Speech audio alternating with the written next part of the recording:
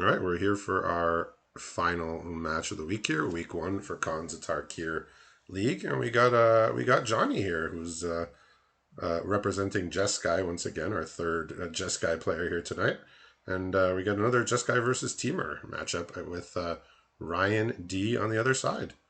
So This Johnny expertly never wishes his opponent good luck; he just tells him to have fun That's very smart. every time. He wants to hoard all the luck to himself. But no, honestly, most of the time he doesn't need the luck. He's our 2021 Player of the Year, and I'll be playing him at some point in the league when one of us get to 10 losses. But for now, we get to watch him battle against Ryan, who took a mulligan there. So what's going on in his hand? So the first hand only had 2 lands, but a lot of 3-drop plays and higher, and it was missing white. So we mulligan down onto what you see on the board: 2 forests in hand, a plains in hand. He has a pair of the Bonkins, and then he has 1 throttle in hand. So he's probably gonna play the second one here, and then look to win off these guys. What's Johnny working with? Well, he was about to be in trouble here if he didn't draw the land. It's a tap land, which means he can only really cast his equipment this turn, but that is a very, very good card. Um, that one equips for 3 to give +2/+2, but if you equip to a colorless creature, aka a morph, you get it equips just for 1. But he may have a bit of a problem here with these Bondkins. He can play morphs though. He has a Monastery Flock, a Mystic of the Hidden Way, and a Canyon Lurkers. Those are all morphs that he could cast. Additionally, he's got the Scion of Glaciers, which is the 4-mana 2/5, Weave Fate, which costs 4 mana, and Crippling Chill, the instant that Yeah, taps something down and draws a card. But these Bondkins are going to be a big problem. I mean, I'm not sure if this trend keeps continuing. Ryan has proceeded to only draw lands. That's it. So in hand is 3 lands and a throttle. Yeah, but he can just make like these impossible to fight monsters right now with the Bondkins. Like he could just outlast them both this turn. I mean, like if he attacks, he only gets him for 3.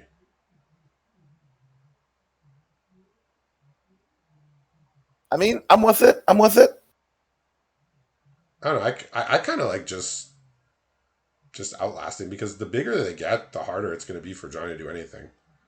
I think so also, but I'm I'm not sure if that's just like a frustrated attack or Ryan just saying, straight hands. Like Not even quite sure. like even if Johnny could produce a creature large enough to block one of the Bondkins, when you make them big enough, they also just it's not like the current design where they basically at common they only put first strike on creatures like creatures only get first strike when they're attacking all the time at common.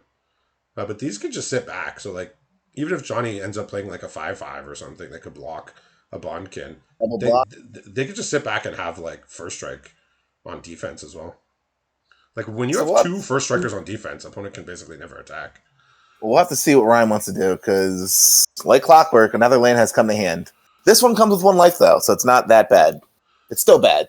Yeah, I don't know. I would have just been I would have done this the last go around. I think so also. And I'm he's leaving surprised one you. back, huh?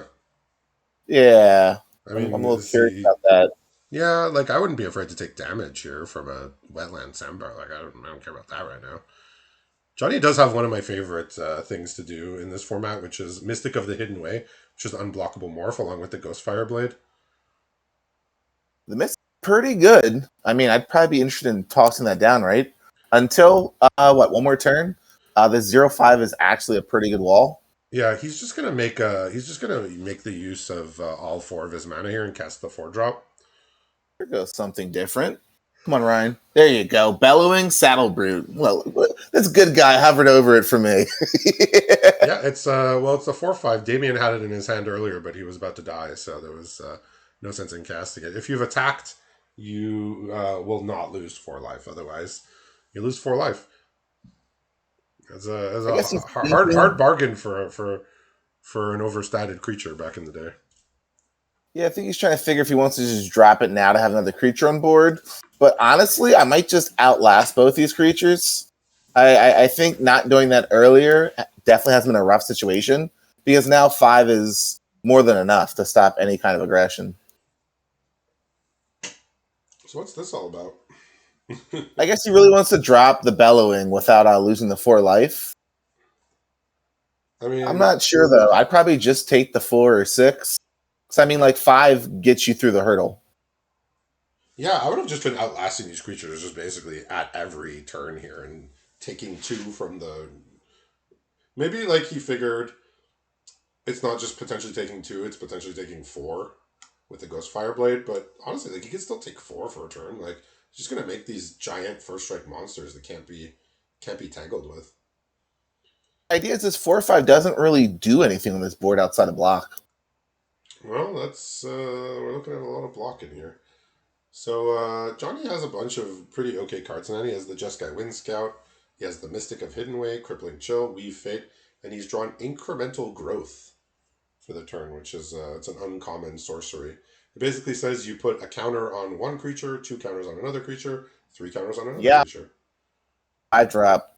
I'm surprised Johnny's running that. I have 2 of them, and I wasn't sure how to feel about it. But I guess we'll see what it does in the hands of a very skilled player. So the main downside with that is that you have to have 3 targets. So if you have 2 creatures and your opponent has 1, if you want to put that on the stack, you have to give them a counter. That was my Um, issue with it. It's like sometimes, like, of course, you can always give the 1 to your opponent's creature, and then the other 2 counters to your creatures. but But it still always feels bad, right? well, it's 1 counter to them, 5 counters to you, basically, right? Yeah, 1. What is it? 1, 2, 3. Yeah, So I mean, it's still okay, but yeah, more lands. yeah. Only lands. I think you definitely want to outlast the 4/3 here, right? The thing is, Johnny's just gonna have a clock now with his Mystic of the Hidden Way. He can just Yeah, flip this that all comes up. down to not It's outlasting these guys earlier. it's just gonna be a 5/4 unblockable now, and then even next turn he can even incremental it to make it 8 power. Game's just gonna end. So he's trying to forest here, which means he can cast the incremental growth.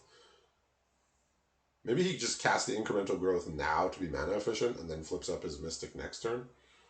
Could see that. Uh, Because if he flips I'm up not his sure if he wants to Mystic, start the clock now. basically he can only do one thing this turn. He has 4 spells in hand, but he can only cast one of them. And if he casts any of them, uh he can't pay the morph cost. I think he's fine just getting in, right? I mean, as it stands right now on the board, Ryan has no good attacks. No, like that's why I like outlasting earlier, but we're here now. Um Yeah. we're just kind of out of board stall here, but Johnny's got the cards in hand and the evasion creature on board already as soon as he decides to I flip it mean, up. if Johnny flips the Mystic now, that's a 3-turn clock. So he's just decided I think he's gonna just cast his Weave Fate, I'm guessing. Just to maybe be We'll, able to do 2 things next turn. we'll see if this changes anything. We now have a Falconer for hand. So these Outlasters will Ooh. now have flying. So that'll put a 3-turn clock. 8, I 16. mean, Johnny can still, unless he outlasts, Johnny can still block one of the flyers. Yeah, He has the monastery flock. that's a good point. I almost forgot I had flying. I've never seen this card a day in my life. Really, monastery flock is actually pretty decent. Honestly, it does a lot in the format. Like first of all, anything that cares about you flipping up cards, like mostly that would be Trail of Mystery and Secret Plans. It's just a 1 mana way to trigger it, which is obviously great. And also, it just dodges like a lot of removal. Like opponent points removal at, and you're like, okay, I flip it up for 1 mana, and it no longer eats the removal. Or you paid 5 mana to morph your thing, and it's a 4/4. Okay, I paid 1 mana. It's an 0/5. You know, So, question: is he going to morph the?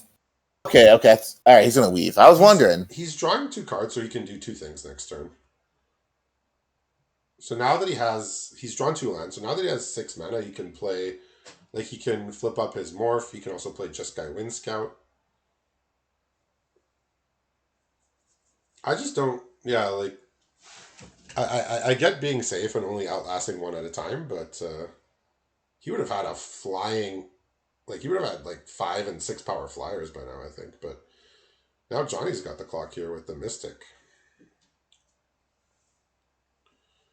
We shall have to see. And the thing of note here is with the incremental, Johnny can grow that 0/5. Yeah, he could put counters on Big that if enough he to keep wants. all of them off. Like clockwork, we have a land again. Yeah. I mean, this is a format where you do want to hit your land drops, but you do want to stop also at a certain point. One might say Ryan has not taken the foot off the land button. It's just straight highway. Well, this is, I think, the longest game we've had so far tonight, which is not Yeah, saying much, but honestly. Johnny's got seemingly the upper hand here with a bit more life and guaranteed damage. I mean, the flying is good, but he does have flying blockers at some point if he needs to soak up some damage. And he's got Force Away here as the draw, which is the bounce spell. So that's nice. He can reset one of these Bondkins. He's not worried now because Ryan's not really getting aggressive. He didn't put the counter on the 4/3. So I'm gonna assume that Ryan's gonna look for removal to kind of Yeah. keep the clock in his favor. And he didn't outlast the Falconer either. I guess he is at 12. He can't tap too many of his creatures. Yeah, I get not doing maybe one or the other. But I mean the 2/3 blocks a 2/5 or the 2/1 pretty well. So he can now bounce this and he can get in for 8. Because he's got his prowess trigger here.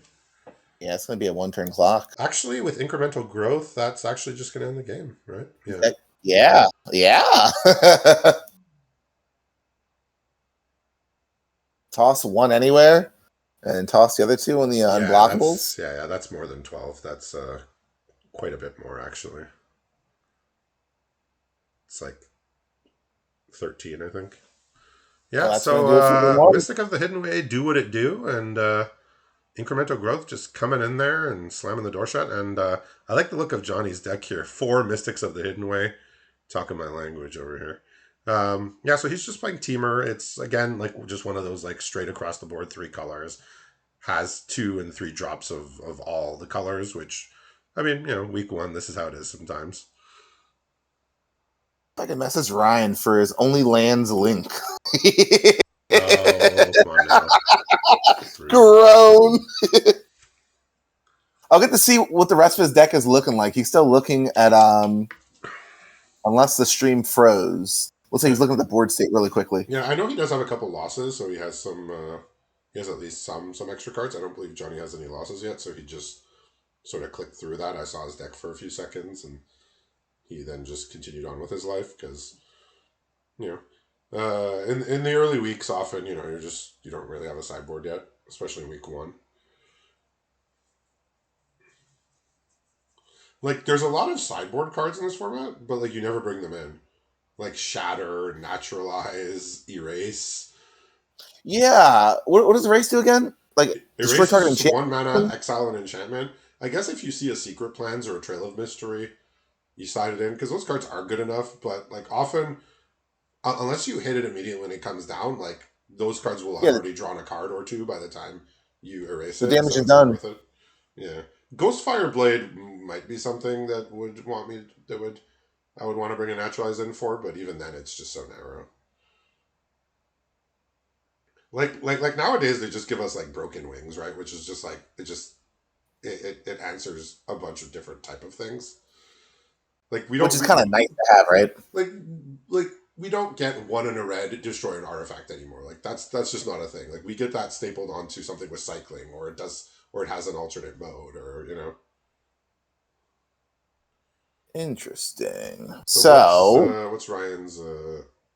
Yeah, you saw the flooded strand, but he has Island Swamp, Kinbond, Falconer, a Bitter Revelation, a Forest, and then a Snakeskin. Is that the Molting Molting Snakeskin. Yeah, that was a card that didn't see too much play. It's a 1 mana aura +2/+0, and you could pay 3 to regenerate the creature back in the days of regeneration. Now, do you have to put on the creature ahead of time? Well, it's an aura. I don't. Some auras have flash. Not in Khans of Tarkir, they don't. That is indeed. All right, so pretty decent start here. Bondkin and Falconer. Johnny's got a Hordling Outburst here. He's also got a Mardu Blazebringer, which is a I would imagine it would be one of the first cards he would side out, or not side out, but like take out once he's got a loss, because it's a 3 mana 4/4 that says whenever it attacks or blocks, it gets sacrificed at the end of combat. That seems amazing. Excuse me. I don't quite think so. Yeah, not a favorite of mine or anyone's really, but when you're week one, you're making playables, you throw that in. It's one of the first cards you take out. Could be worse. So I wonder what the play is here. I feel like Ryan wants to outlast, but at the same time, his hand's a little awkward because Bitter Revelation. I think based on last game, he showed that like I guess like he didn't really. Maybe he's mentally played back the last game and been thinking I should have just been outlasting the whole time. But now that the outlasting is actually giving him evasion, like first strike is good, but it's not evasion, right? So now he's Yeah. heavily incentivized to outlast, so you could just start attacking Johnny. And this Swirling Outburst looks kind of good with the incremental growth in Johnny's hand, but as we can see, he doesn't have the mana for that. Interesting. So Johnny's drawn 1,000 Winds, which is one of the better morph cards. That's the guy that bounces everything that's tapped. Yep, the 5. Hey, you know what it does. Hey, what can I say? What can I say? So Johnny's actually has a Force Away in hand, which kind of blows out the snake skin. That's the what, bounce? Yeah, bounce spell, and if you have a 4 power creature, you get to loot. Yuck. Yuck as in the rate is not good on that card, or just how bad it blows out the snake skin? How bad it blows out the snake skin. Actually, it's a pretty okay rate. Like, often in Khans of Tarkir, you were getting like 8 mana's worth with your 2 mana bounce spell, because your opponent played their morph, they flipped it into a 5/5 or a 6/7 or whatever, and then you just bounce it for 2 mana.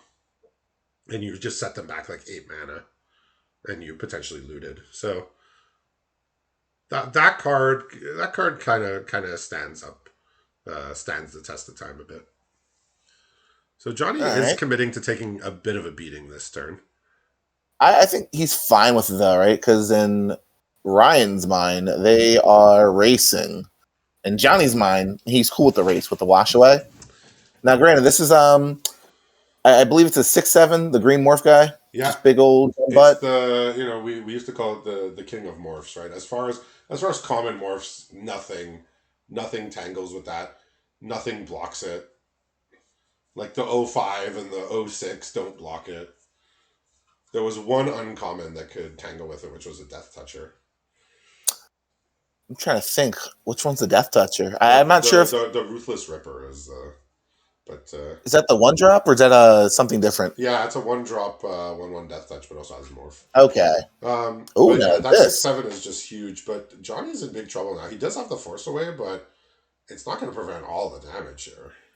Yeah, I think Ryan's going to feel pretty good here because he just drew the Mardu Chief to make the. Okay. Yeah. I thought you were gonna say he drew like Feet of Resistance, which would basically end the game. I'm surprised I haven't seen many Feet of Resistances. I know they exist outside. Yeah, that card's just a blowout, especially because like most of the removal is pretty clunky and like not very good. Like, you're like, I have to spend, I'm throttling for 5 mana or Rite of the Serpent for 6 mana, and your opponent just goes, nope. And I get a counter, and if I have like Falconer or something like that, I get to put an ability on one of my creatures. Like, Feet of Resistance was way ahead of its time, I think, as far as how good it was.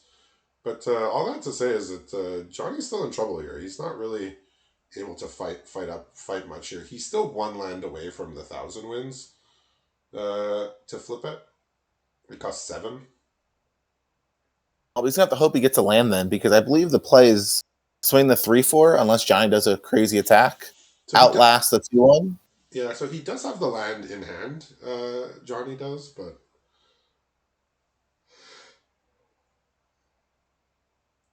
I guess the only real attack that Ryan has is the Falconer.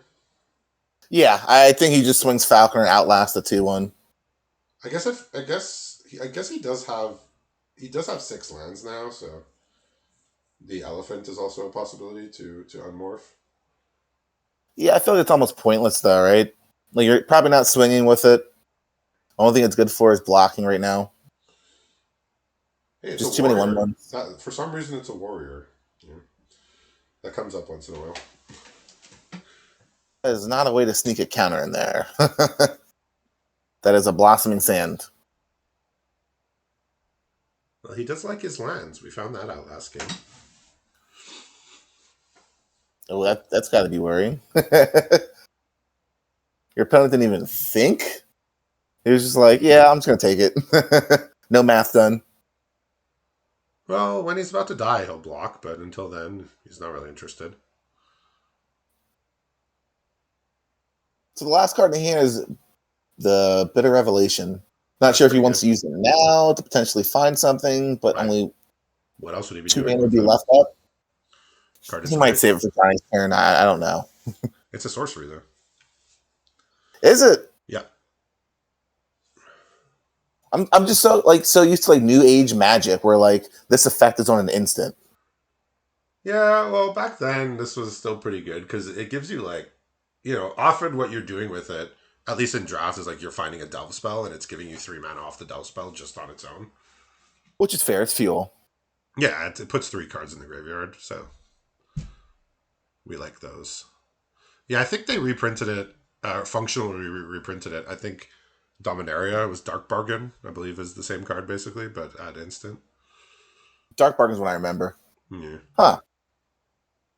So interesting. He's just gonna flip up his elephant, I suppose. Maybe he feels a 2/2 is 1,000. Maybe he knows. Maybe he knows. I mean, he could go look at Johnny's pool and see what morphs he has, but Yeah. if he does that, he'll also see that Johnny has like 4 Mystic of the Hidden Way. So it's more likely that it would be that than in anything. So I don't think he's putting him on 1,000 wins necessarily. That'd be a very specific read. So let's see. Johnny, get anything interesting for turn? He's drawn a Mystic of the Hidden Way. Speaking Oh, of Speed of that, a Devil. and he has the 7th land in hand from last turn.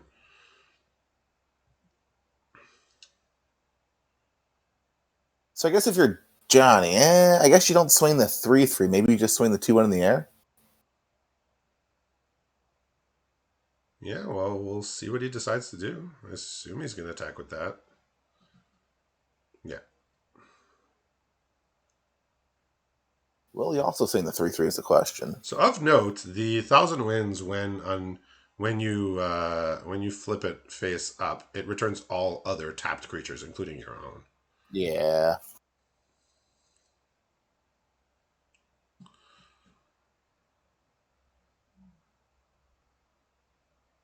All right, gonna morph it. I don't think Johnny really cares. He says, "Well, if it's that, I mean, if it, he's kind of committing to flip the 1,000 wins, in which case his goblin would have got bounced anyways if it was tapped." So Yeah, this game's gonna come down to the wire because isn't the 1,000 isn't that like a 6/7 flyer or something like that? it's a 5/6. Yeah, That's a flyer also. yeah, it's a 5/6 flyer exactly. Okay. So looks like he's not going to be turning up the 1,000 wins. Looks like he's wants to cast the Mystic. Interesting. He's just going to do it Huh. face up. He just says, "You know what? Face up." So I'm going to take the 3, and if you draw a pump spell or a way to put a counter on another creature, so be it. Well, it's a polluted delta for turn. That is not one of the things I said. Surprised he didn't Bitter Revelation last turn to try and find some more stuff. Like, they would have, first of all, put that polluted delta in his graveyard. He wouldn't have drawn it for turn. Yeah, I thought so too, but I guess he was just really wanting to turn up that 6/7. But looks like he's gonna fire it off now. I mean, the 6/7 isn't really making headway on this board, aside from just being a thing that Johnny would have to put a creature in front of. But as we can see, Johnny's board, he has expendable bodies, basically. I do like the fact that he's auto tapping here. One thing I realized is auto tapper will definitely kill you. Auto Tapper just does weird stuff. Like, I remember in Lost Caverns of Ixalan, the Captivating Cave would always be the last land it would ever tap because it has the ability to filter for any color. It would say, well, we're leaving this untapped because it could tap for any color. which is so goofy. So we got another Bonkin, 2 lands, and a 2/3 Flying Vigilance Pegasus for Yeah, 4. the Kieran, yeah. Yeah, Mr. Alabaster. Look, if you don't like Auto Tapper, you can we can go play Magic online. You have to tap everything manually there. Yuck. It's like a fine line between getting cucked because of Auto Tapper and being forced to tap all your mana. I know there are some people that have turned off the auto tap option, which just makes the games go so much. It's just so many more clicks. I guess it makes sense that you're taking control, right? Yeah, I mean, there's Like you're never gonna have a game where you're like, man, Auto Tapper messed me up. It's just you. there's ups and downs to it though. But for the most part, we see it as a convenience. But do need to be aware of what it does sometimes. I wonder what Ryan's thinking of here. Throwing the Pluto Delta down, trying to bluff Johnny. Wants to play the Kieran as another attacker, another blocker. I think he wants the flyer, right? I would think so too. Bonkins aren't really doing much.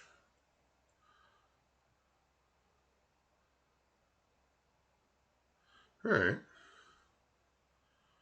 Here comes a forest for Johnny, not exactly what he was looking for.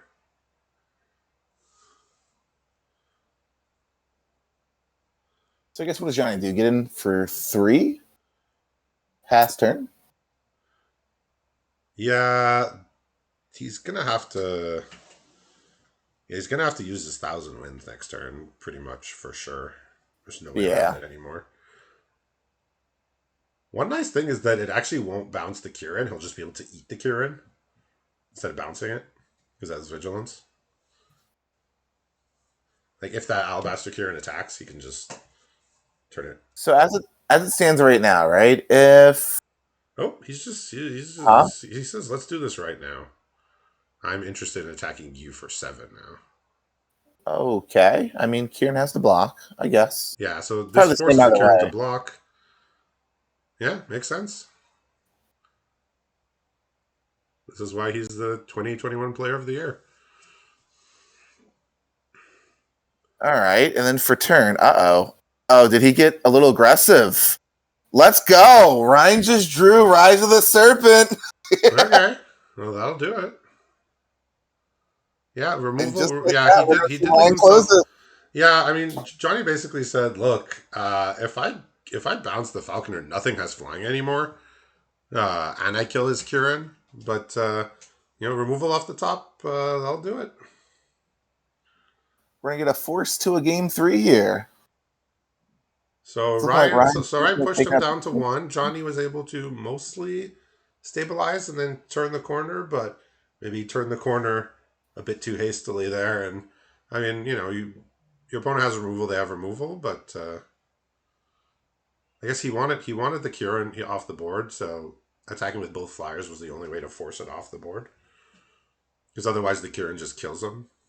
So. Well, no, because remember, had he just waited for Ryan's turn, he just flips over his 1,000 and blocks the Kieran, right? That's an option as well, yes. There's a world where it becomes a 50-50 on does Ryan kill the morph or does Ryan kill the flyer? Yeah, well, we may never know, or we may get a similar situation and find out. But we're getting a game 3, which is nice. This is the cons I was expecting here. This was sort of the cons I remember. Just kind of drawn out games, and sometimes there are some rares that swing games pretty hard, but that's okay. That's part of the game. Question. When you think of cards that swing games, right? Do you ever think of that 4-drop equipment that costs what, like 3 to equip to something, and then 2 to like pump your board? Is that the Dragon Throne of Tarkir? Is that what it's called? Yeah, that card's not I know good. there's been a lot of talk if it'd be good week 1 of the league, and I don't think I haven't seen it yet, so I believe no one's tried it. Yeah, that card. But as for what we got in hand, we got We got 2 planes, a swamp. Of course, there's a Bondkin in hand. In fact, let's double it up. There's 2 Bondkins. And then there's the Saltai Charm, the Bellowing, It gives. Soulburn. I think that card gives plus X, where X is like the creature's power or whatever. Which one? The dragon throne that you were talking about. Yes. I don't believe it gets trampled. It just gives plus X to the board. It seems like it'd be a good way to end the game, but we'll see. Maybe one day. Yeah, so there's a card called Blinding Spray, which gives all your opponent's creatures -4/-0.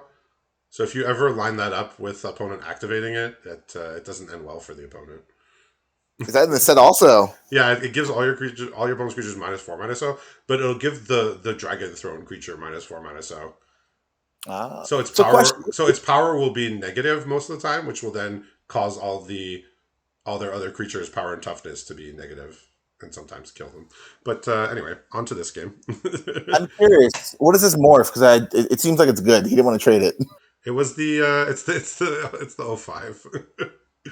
Oh, okay. No, he wants to attack with it. He doesn't care about blocking. So in hand for Johnny, he's got 2 more morphs. He's got the Jeering Instigator, which we saw in our first feature match, win a game quite nicely. And he's got the big 6/7 elephant, which it looked like he was about to play. No, he's playing the Jeering Instigator set, and he has a Tormenting Voice and a forest. I will say one thing about the set. A lot of ways it is a bit antiquated, but it was also the first real printing that we got of the Tormenting Voice effect in Red, and it just became a staple of almost every set afterwards. So this was the progenitor of that effect in Limited. All right, getting aggressive. He drew. I guess we're gonna see it. I believe that's what the attack was for. Okay. the 4/5. Okay, he's gonna play the 4/5. Yeah, I believe a couple years before in a core set they had a card where you discarded a card at random to draw 2 cards for 2 mana. But this was the first proper version of Tormenting Voice that we got, and we've gotten better versions of it. But this was the beginning of an effect that's basically ubiquitous now. Like it's in every set. I think the effect. For the most part, what's the best version of Tormenting Voice? Do you think? I mean, the instant speed one is very good. They just get bonuses nowadays, right? So like they give you a roll token, or there was a Bitter Reunion, which was the enchantment, and then it gave all your creatures haste. Like it just shows up on everything now. I think in LCI it was an uncommon, right? It was the craft card. Yeah, Saheeli's Lattice. Yeah, just like I said, very ubiquitous effect that we see in basically every set. So cons, while somewhat antiquated in some ways, it did usher in at least that effect. So Johnny's down to just Tormenting Voice and the Jeering Instigator, but Ryan seems to have a few options. Yeah, I mean, he drew Timely, his Horde Mate, the 4-drop in white. Yeah. Raid. Yeah, that card was never my favorite. I think it asks a lot of you, I think. I believe Ryan agreed, hence why he's not playing it. For the turn, though, he did draw the Mardu Horde Blade, the guy that gives Death Touch. Mardu Hate Blade, yeah. Or is it First Strike? Like the... No, it gets Death Touch. Okay. And then he has an Ivory Tusk Fortress, and then still the Salt Charm. Ivory Tusk Fortress is very good with the Einak Bondkins. What does it do? It's a 5 mana 5/7, which first of all is just gigantic. It just has all your creatures with a +1 counter on them untap during your opponent's turn, so you can outlast and block basically. Now you said these morphs are one's a Jeering Instigator and the other is a 05 wall. Jeering Instigator is getting cast right now. It's the 6/7. Okay. Now the Jeering Instigator, if you okay, never mind. Just gonna flip it. Just let me deal like 14 damage to or some such attack like that. He says you want to outlast, I want to deal you 12 damage or whatever it's gonna be. and he tapped out a Death Touch here, so yeah, I guess you just trade with the 2/1, get a creature off the board, just take the 12, go to 4. Yeah, but now he needs quite a lot here. I don't know, because then he plays the Fortress. He has good attacks and good blocks, right? Yeah, Fortress is nice. The 6/7 does actually get past these first strikers. It's about the only thing that'll get past these first strikers on defense. I mean, does he have I another mean, like, way other than just? I mean, I guess if Ryan has looked at Johnny's deck, he'll have seen the four Mystic of Hidden Ways and just be like, I could just be dead, right? But he has to play as if he isn't. Yeah. So I mean, this is pretty nice for him. And Johnny has drawn a Mystic of the Hidden Way, which I assume he's just going to cast. yikes. So Ryan's probably, thinking that one of his morphs could be a Mystic. It is not. He's probably wondering exactly what it could be. I mean, granted, the Saltai Charm can hit the Mystic, right? Sultai Charm, he does need a blue mana for that, though. That is correct. But yes, it definitely can kill the Mystic Hidden Way. It destroys a monocolored creature. Yeah, That this does might be fit a the bill. problem. Might be a problem. Yeah, the Mystica Hidden Way, it just gets through board stalls. I mean, the problem is it does die to basically every removal that exists, but it also just gets through the board stalls like nothing else. Yeah, it comes to that big attack that enables the Mystic to be a 2-turn clock right now. Like, there's a reason we just don't see unblockable creatures at common really ever anymore. Like, almost never. And we don't really even see them at uncommon that much either. Well, I mean, we saw one in Mom that was conditional, right? Tap 2 things down. Which one was that? It was the blue dude. I think that was Mom. It was like the big blue. I Oh want to say it yeah, was the the title terror. Yeah, Yeah. yeah. We see it. We see it once in a while, but it's also like a very, very expensive card. This one's just pretty cheap and Yeah. small. So, like, we don't see it a lot. That's the point. So if Johnny wanted to, I'm just curious. Can you Jeering Instigator during someone else's turn to steal their creature? No, it only works on your turn. Fair. It reads when it's turn face up. If it's your turn, do the thing. It's good magic. All right, so Wow, he's spending gonna it attack all. all. I mean, the 3/2s can't really rightly get blocked by anything except the O5 here. Yeah, I mean, unless Johnny's scared of a trick, he can just allow one of these guys to go through. He could also double block the Bondkin with a 4/2 and a 2/2. Yeah, he was about to do that. Maybe he's rethinking it, but so he's blocking one of the Bondkins with an O5. Yeah, he says, "Let me do this. If he has a trick, he has a trick."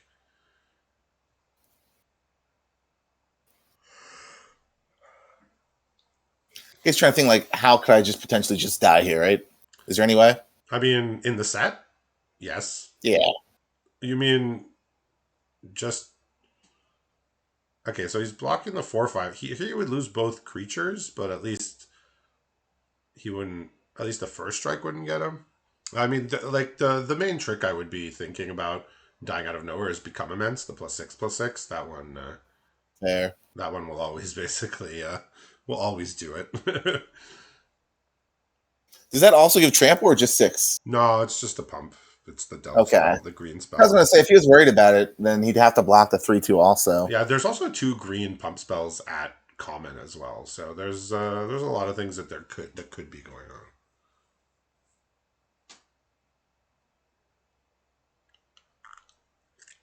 Green likes to make things big in this set.